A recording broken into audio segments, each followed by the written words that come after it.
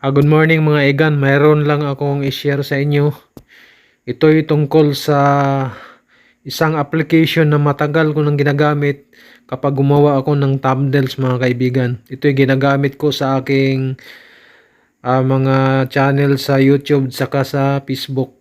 Ito ang PixArt. Yan. Libre ito siyang ma-download mga kaibigan. Libre lang ito ma-download. Tapos yan, pipili lang tayo ng mga background mga kaibigan.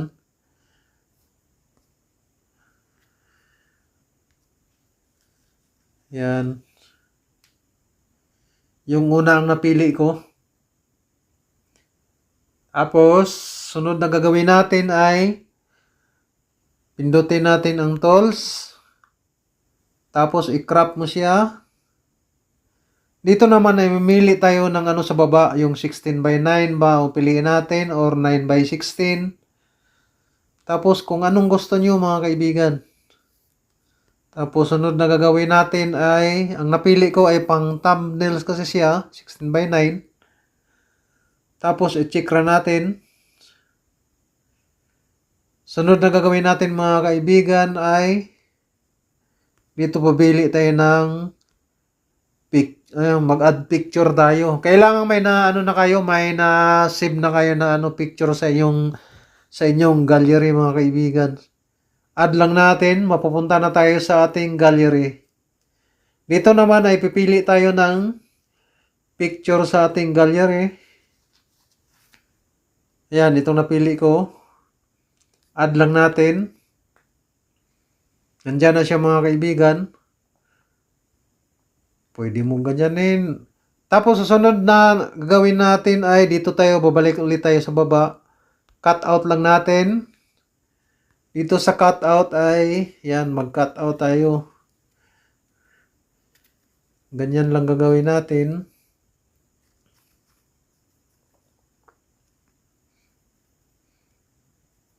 Pagkatapos mong na-cut out, sunod ay brush.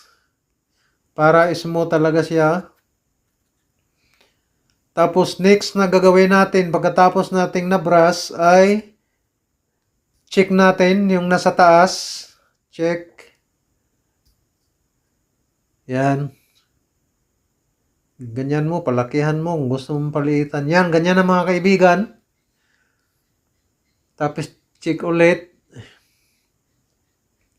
Dito naman ay mamili tayo ng text mga kaibigan. Dito sa baba, babalik tayo. Pindot natin ang text. Tapos, i-type lang natin. Halimbawa, gulay.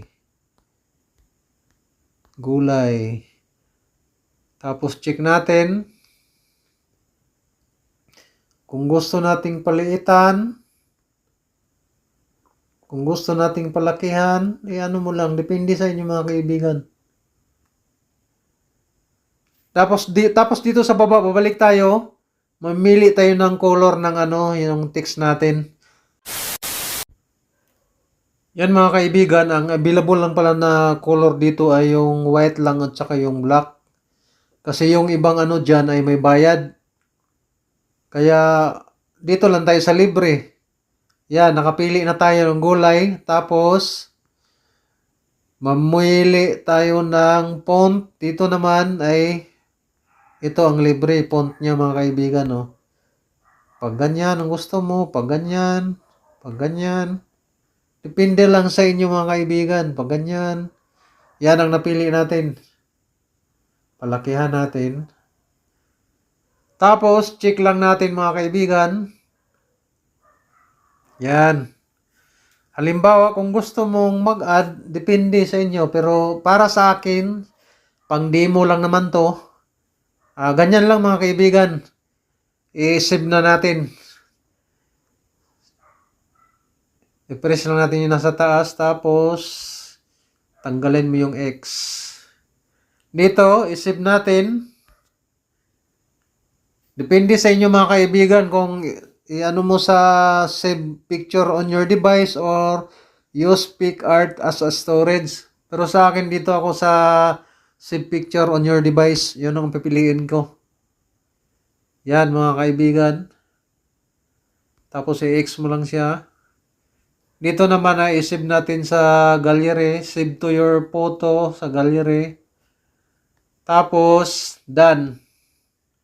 Pagkatapos yan mga kaibigan ay pupunta na tayo sa ating gallery.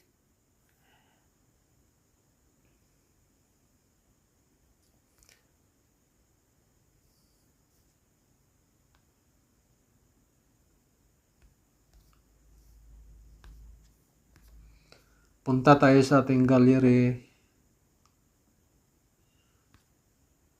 Yun, nandyan yan. Nandyan na siya mga kaibigan, nakasave na. Ganyan lang kadali mga kaibigan. Ganyan lang kadali, napakadali lang. Libre pa. Ayan lang po ang ating video ngayon. Sana may natutunan kayo.